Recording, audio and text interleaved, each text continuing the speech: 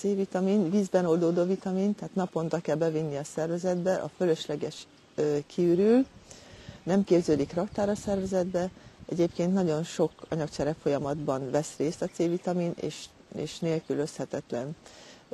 Ismerős a skorbut nevű betegség, ami régen a hajózással kapcsolatosan halálos betegség volt, ma már azért ilyen mérvű C-vitamin hiány nincs, de úgy gondolom, hogy mindenkiben sokkal kevesebb a C-vitamin, mint kellene. Hogyan lehet természetesen bejuttatni, tehát természetes anyagokkal bejuttatni a szervezetünkbe ezt a C-vitamint?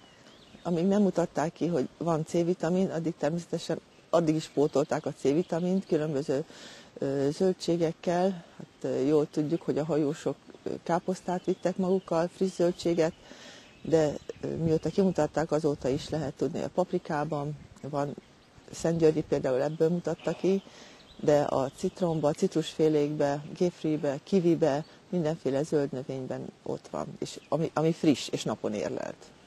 Na most, ha nem tudunk hozzájutni friss és napon érlelt zöldségekhez, gyümölcsökhöz, akkor mit tegyünk? Hát sajnos ilyenhez nagyon keveset jutunk hozzá, mert ezek a zöldségfélék, amikhez hozzájutunk, nem frissek, vagy mesterségesen érleltek, akkor természetesen be kell vinni a kivont C-vitamint, valamiből kivont C-vitamint, vagy gyárilag előállított. Egyébként a C-vitamin, más néven aszkorbinsav, gyakorlatilag ugyanaz, ami a természetben van, mint amit vegyileg előállítanak. Mire figyeljünk a C-vitamin adagolásánál? Mennyi C-vitamint ehetnek a gyerekek, mennyit a felnőttek, és hogyan használjuk ezt megelőzésre? Mióta kimutatták a C-vitamint, azóta vita folyik arról, hogy mennyi C-vitamin szükséges. Ahogy a zöldségek és a gyümölcsök vitamintartalma csökken, ugyanazt a C-vitamin mennyiséget be kell vinni a szervezetbe, tehát ezt külön kell pótolni. Ráadásul sajnos az életvitelünk, a környezetünk is arra felé irányul, és arra felé haladunk, hogy a szervezetünk C-vitamin igénye növekszik. Azt mondják, hogy az a 200-300 mg C-vitamin az elég egy embernek. Elég akkor, hogyha egészséges és mellé táplálkozással bevisz többet. Ma azt mondják, hogy a napi 1000 mg C-vitamin az szükséges, de aki a fővárosba él, vagy szennyezett levegői városba él, annak még az is kevés, de azt is mondják, hogy aki beteg, az szedjen még többet. Tehát itt igazságot nem lehet tenni, magam részéről az 1000 mg-ot biztosan beszedem. Lehet-e folyamatosan szedni a C-vitamint, és szükséges-e hozzá bőséges folyadék? Igen, a C-vitamin nem csak, hogy lehet, hanem kell folyamatosan szedni, hiszen ennélkül különböző betegségek ütik fel a fejüket, és a bőséges folyadékmennyiség egyébként is szükséges, de ha nem iszunk eleget a C-vitamin mellé, a C-vitamin vesekőképződésre hajlamosít. Tehát a bőséges folyadékbevitel emiatt is szükséges. Milyen a Herbalance C-vitamin készítménye? A Herbalance C-vitamin részben csipkebogyó kivonatot tartalmaz, részben citrusflavonoidokat. A flavonoidok szintén vitaminszerű anyagok, és azért fontos, hogy C-vitaminnal együtt vigyük be a szervezetbe, mert ezek segítik a C-vitamin felszívódását, jobban hasznosulnak a szervezetbe, tehát ugyanannyi mennyiség sokkal nagyobb hatást ér el. Miután nagyon-nagyon sokféle anyagcsere folyamatban vesz részt a szervezetben, többek között részt vesz a szervezet egyik kötőszövetének a felépítésébe, a kollagénszövetnek. Ez nagyon sok helyen előfordul a szervezetben, többek között az érbel hátja is tartalmazza.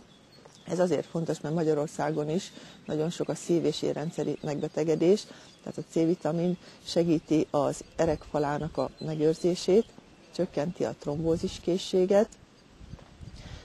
A legismertebb talán az immunerősítő szerepe, és ezt már szerencsére nagyon sokan is tudják, mert önmaguktól is megemelik a C-vitamin adagokat. Többféle módon segíti az immunrendszerünket,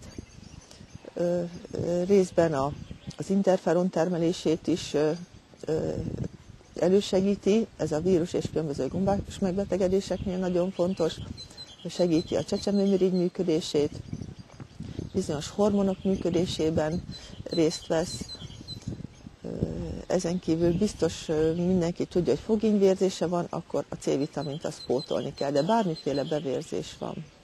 Tehát valaki megüti magát, vagy bevérzik a kötőhártyája, akkor is szoktunk C-vitamint javasolni.